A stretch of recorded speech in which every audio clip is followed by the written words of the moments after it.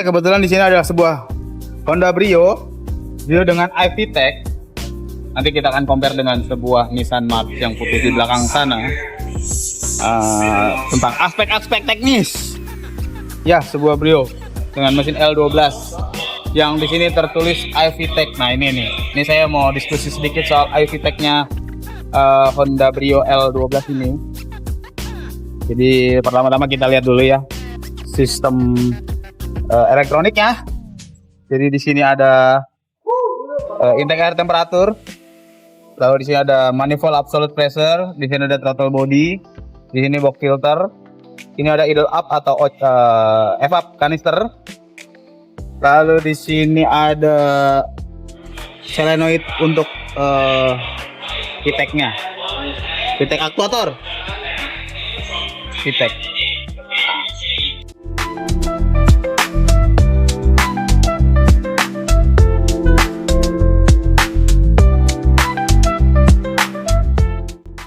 Tapi di sini di bagian cylinder head karena SOHC polos-polos aja. Lalu coil ada 4 karena 4 silinder. Lalu ini AFR ini. Ini AFR. Di bawahnya ada oksigen sensor. Ada sensor tambahan. Begitu. Ada ABS aktuator. Di sini ada alternator. Nah, oh iya di sini kan ada VTEC. Apa namanya, biasanya sensor tekanan olinya juga di sini, tapi kayaknya ini berbeda. Yang jadi pertanyaan adalah ketika di sini ditulis iVTEC,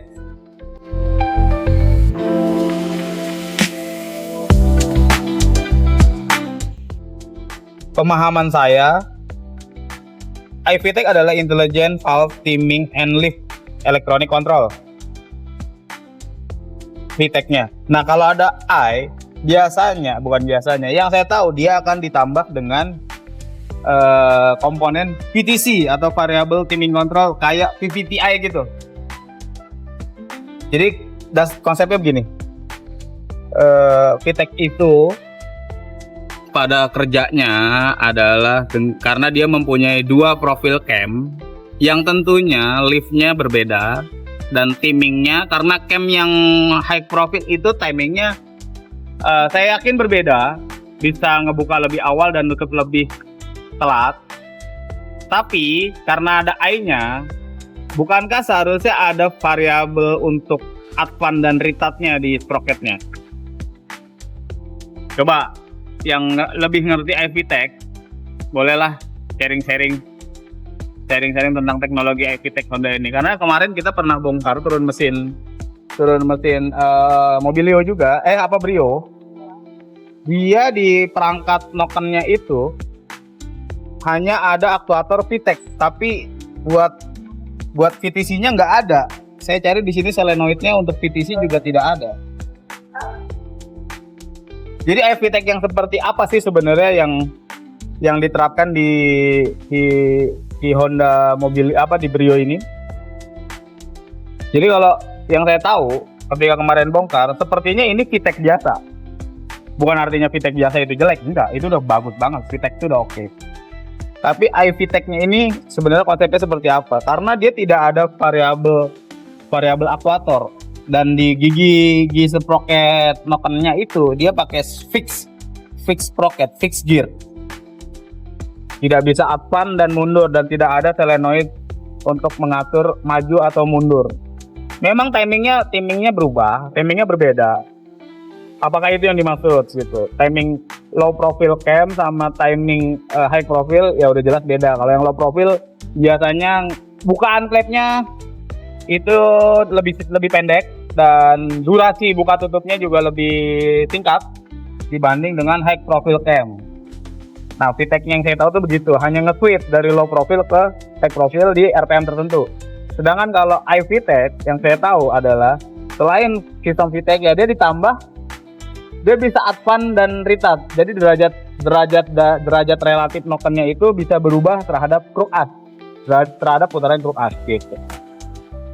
Coba ya, tolong kalau ada yang ngerti iVTEC-nya di mesin ini tuh seperti apa cara kerjanya, karena saya taunya gitu. saya nggak bisa, saya sebenarnya agak ragu dengan tulisan I-nya ini. Karena secara konstruksi atau saya yang belum tahu ya. Secara konstruksinya itu kayaknya ini VTEC biasa. Karena prinsipnya hanya ngerubah dari low profile ke high profile cam. Gitu. Jadi ini sebuah mobil ya. Kalau dari aksesoris yang terpasang, sensor-sensor dan aktuator ini LG-tronic.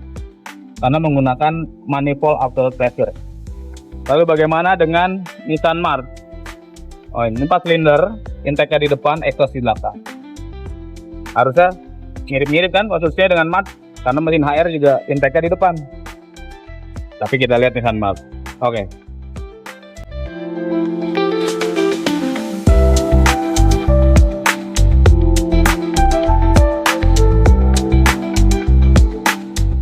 Ini Nissan March.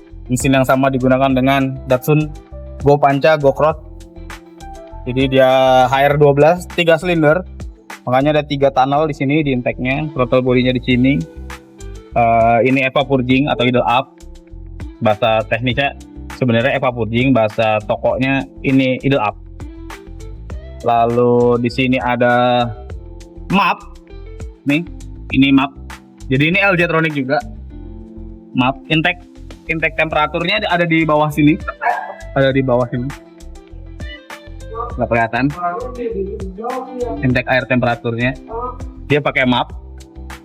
Apakah dia menggunakan VTC? Ternyata tidak. Lubangnya mah ada tuh.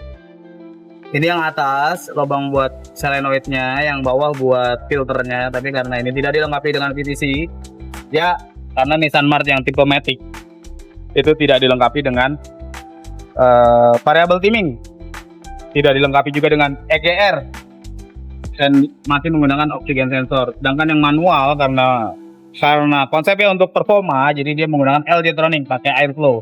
Airflow-nya di sini. Ini kosong nih. Airflow-nya di sini. Terus ada PTC-nya juga. Nah, Matic-nya masih konvensional 4AT sama dengan ini. Ya, gimana ya?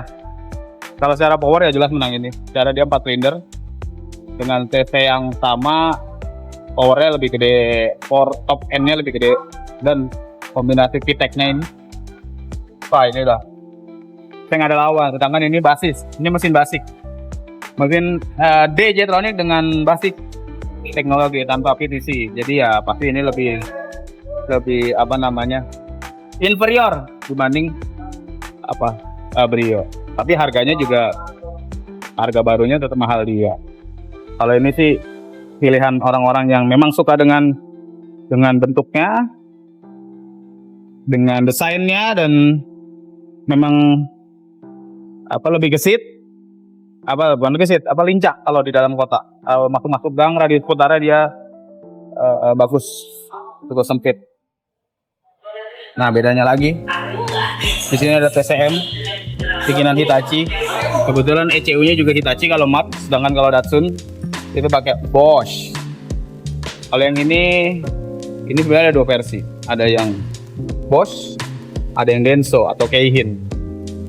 Saya nggak bisa buka, belum bisa buka. Jadi kurang lebih perbedaan dari Nissan March dan Honda Brio. Ya memang Honda Brio. Sebenarnya kalau desain saya lebih suka March, tapi kalau power jelas Honda VTEC yang superior. Begitu. Kalau ada pertanyaan atau ada yang mau nambahin soal VTEC-nya, saya masih bingung nih soal VTEC ini. Tolong sharing-sharingnya supaya semua berbahagia. Terima kasih.